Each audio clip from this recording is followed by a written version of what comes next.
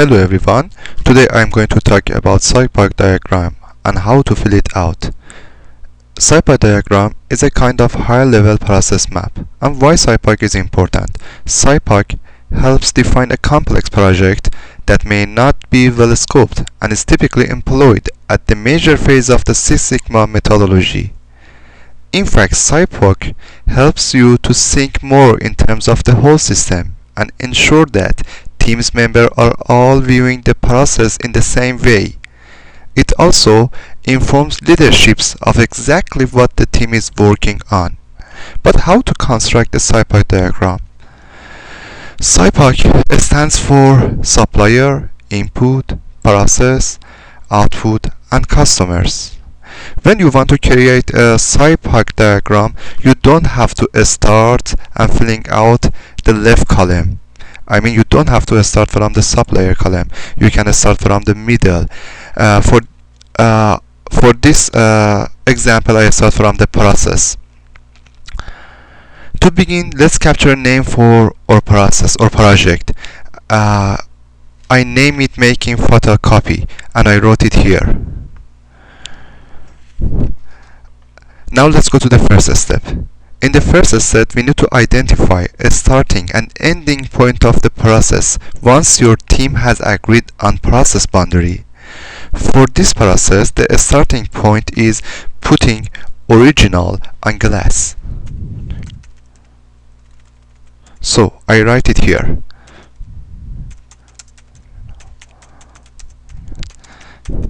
And the last point of our process is removing copies and original.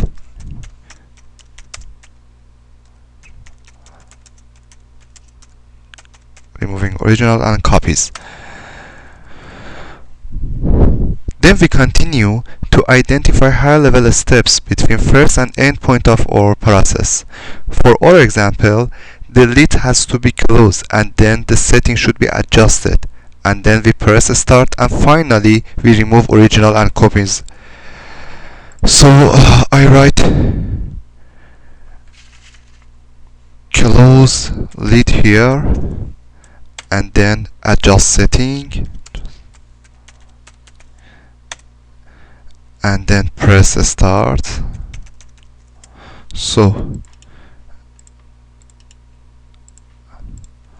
that's it.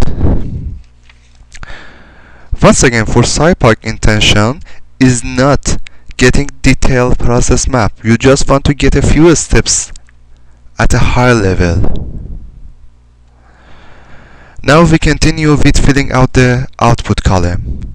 Outputs are the products or service that the process produce and customer use. So in our case, the output is just copies. We have just one output, which is copies. At the third step, we need to identify our customers. Customers are the users of output, and here in this example, our customers can be you, file, and others.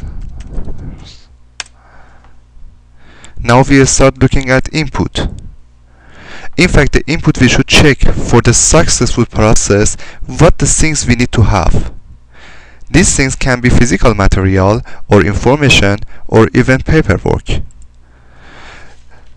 So different types of inputs that we need for making a photocopy is copier, paper, toner,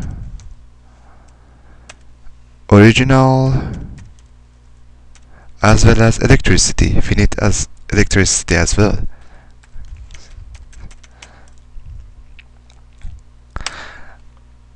As it can be seen, number of input and number of output are not necessarily the same. We can have 5 input while just 1 output we have.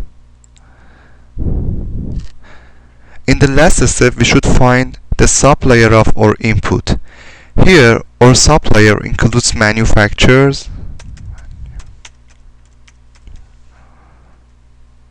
office supply company,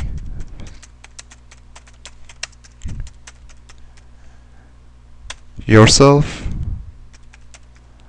as well as power company.